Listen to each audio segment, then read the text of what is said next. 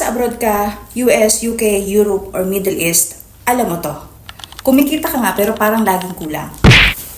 Yung sweldo mo parang dumaan lang. Diretso sa rent, sa bills, sa padala, at unexpected expenses. At yung kapalit, malayo ka sa pamilya. Present ka sa video call, pero absent ka sa yakap. Ang tapang mo, kasi kailangan.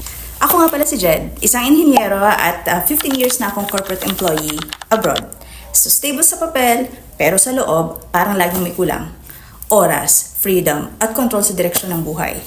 Tapos naisip ko, sige bata pa naman, tara traditional business tayo.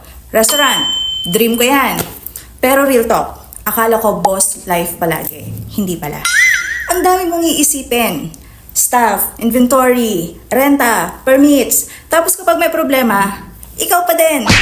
So boss ka nga, pero yung stress mo naman, full-time din. Doon ko na-realize, hindi ko kailangan ng isa pang hassle. Ang kailangan ko, mas magandang option. Yung may system, may support, at may purpose. Hanggang sa nakita ko itong opportunity na to.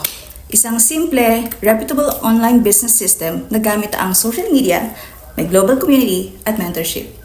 Dahil dito, nakapag-transition ako mula sa exhausted restaurant owner to full-time digital entrepreneur. Pero teka, hindi ito magic. Hindi rin ito overnight. Resulta ito ng effort, consistency, at dedication ko. Kaya kung OFW o maliit na negosyante kang katulad ko at gusto mong makakita kung may option pa para sa'yo, go and visit my website. Walang pressure. Tingnan mo lang, aralin mo, then decide. Tandaan mo, walang mababago kung wala kang babaguhin.